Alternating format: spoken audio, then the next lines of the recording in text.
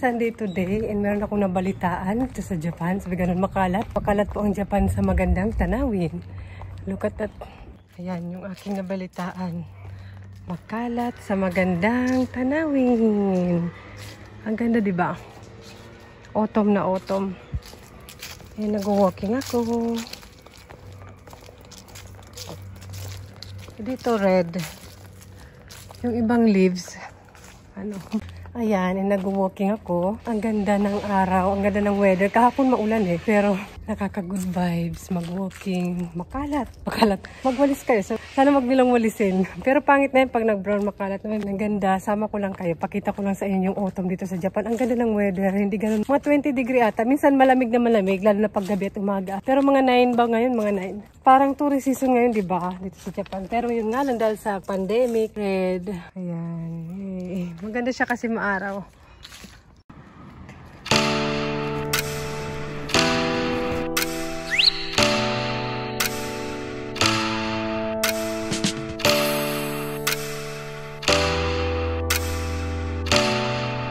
Kanina red, parang yellow na, di ba?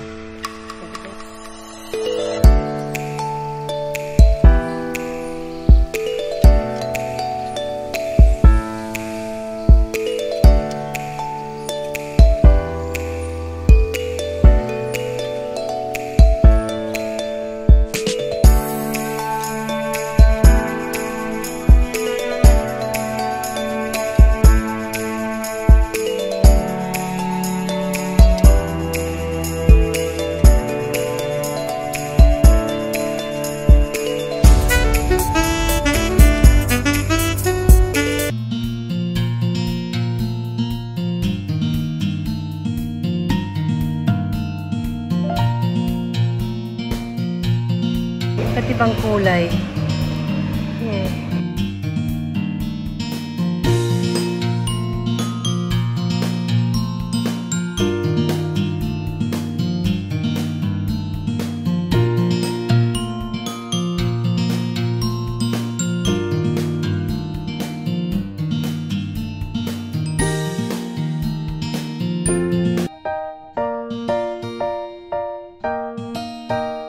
I don't know guys if you can notice that my YouTube profile, YouTube banner ba?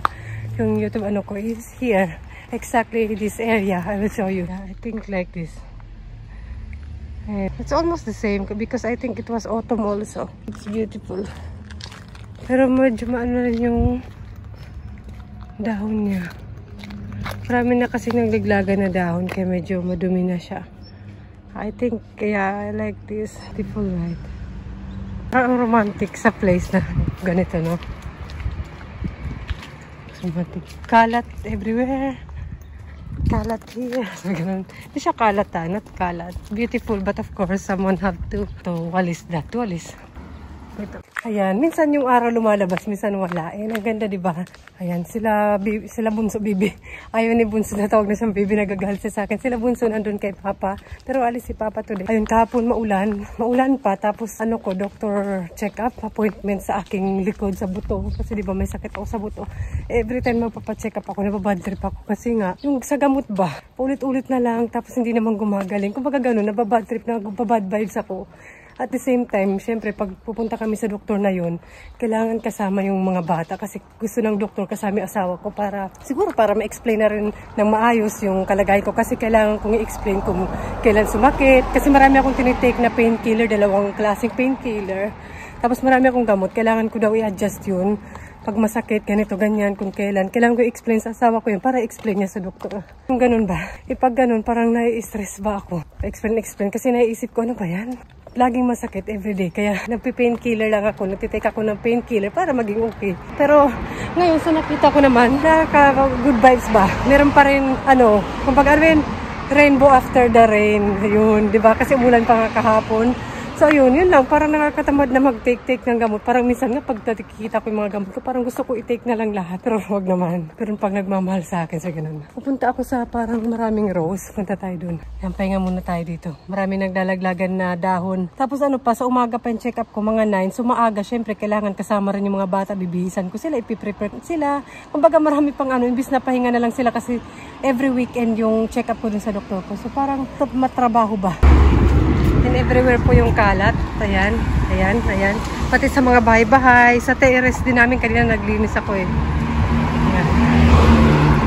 Ayan. Ganda diba? Ayan, makalat. Sino maglilinis nito diba? Okay, sino maglilinis nito? Siyempre galing yan sa tax ng mga nakatira dito sa Japan. Kasama na ako niyan. So, ayun. Kaya maganda ang Japan. Kasi sa tax din, mahal yung tax dito. Pero yan nga, may kapalit naman. Makukuha mo naman yung ganda, yung peaceful, yung tahimik, gano'n. Ay, umuulan ba? Po, speaking, sabi nila maglinis daw ako para may magawa naman ako. Ayan, may walis. Yan yung walis nila dito. Parang mga kahoy-kahoy lang. Titingnan ko lang yung mga tanim ko na rose kung okay pa. Tanim dito.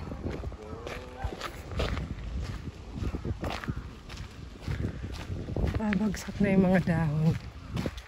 Ayan o, iniingatan nila yung puno. Nilagyan nila ng kahoy. Ang ganda rin dito Kasi maglilinis tayo. Charot. Tignan nyo. Ang ganda, diba? Ang ganda magwalis. Ayun iniingatan nila. Sakura tree to guys. Sakura tree. Sa April, maganda rin to dito sa park na to. Malapit sa amin din to. Ayan. Diba? Parang nasa palabas. Ayan. Maganda. Siguro sa picture o sa video, hindi halata. Pero maganda siya. Parang nasa palabas.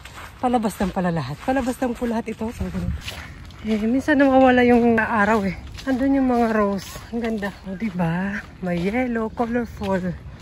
Maayos pa ba kayo dyan? Sarap. O, diba? Ang ganda. Nakaka-good vibes.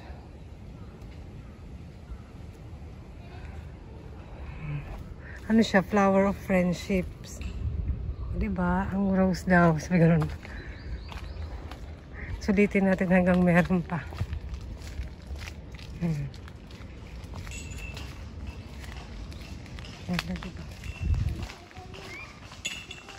Ang tayong punta doon na tao. Naulan lang siya, tinan niyo basa. Kasi umulan nga kahapon. And marami rin siya naglalaglagan. Baka pa wala na rin to dito.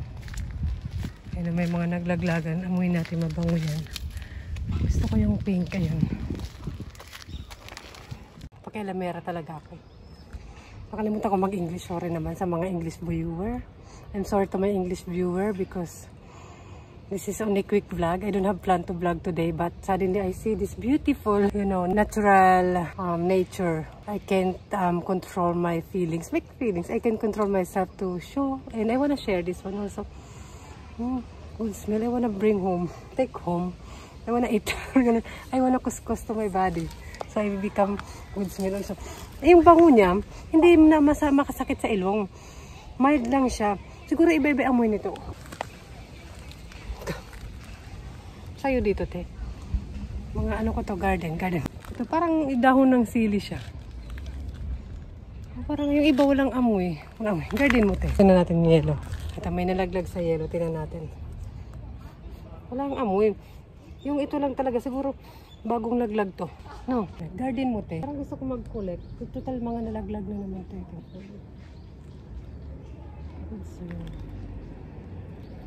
Wow. Colorful. Dito po tayo sa garden natin. Sa ating garden. Ang ganda. Ang ganda yung colorful eh. Colorful lang. Tapos may nakakilala sa akin dito kasi malapit lang to sa Baybakan dito yung mga friends ni ate. Kailangan ko na palang bumalik. Paalis na yung asawa ko eh. Let's go. Kaya tayong ganda lang. So it's already 2 p.m. na guys, and we're going out. I will show them the beauty that I watched today, this morning. And we just finished lunch, so it's good to walk also. And it's a good weather, why not? It's 21 degree, and I think at night become 13 degree, in the morning become 10 degree. So let's go, samahan nyo kami. Drink water and we will go na. Let's go, Ate! She's wearing the butterfly that my sister gave me from Osaka. And she also wearing this bag that my mom make. It's handmade from Philippines. Yeah, that's my mom handmade. Watch. Beautiful this show. Here. That wow.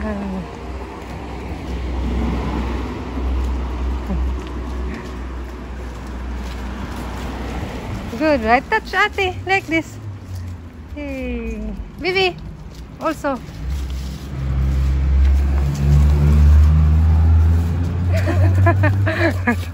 One is coming.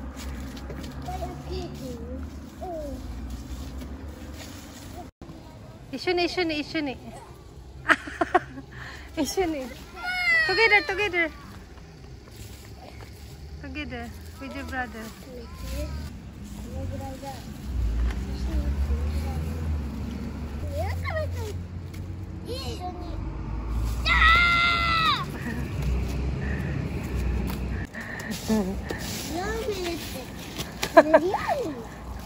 Sige. O mag-aaway. Don't fight. Only... Ikaw kasi nauna. Ikaw nag-greet na mo. You're not baby anymore. Jitensya is coming, Ate. Dali. Jitensya is coming. Ayako. Look at them.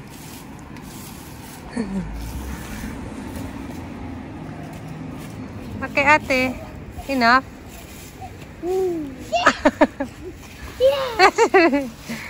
What's that?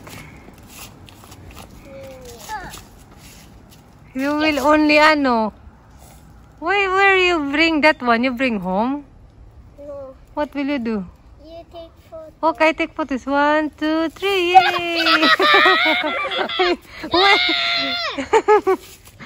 Like that. Mama, natay. I cannot take photo with kids. The reality. Naman, what's that? So that's it, guys. We're going back home. They are there. And I hope you enjoyed the vlog today. I'm sorry, sometimes I forget to talk in English in my vlog. But I said I will talk in Taglish or Tagalog English or maybe a little bit of Japanese because my children are Japanese. You know naman. The sun is beautiful. See? We enjoy about 1 hour walking and it's already 3 p.m. It's time to take a rest. We are in railway now. Beautiful. Si Ate. Bye na. Bye-bye. Up here. Unso ah? Up here. Up here.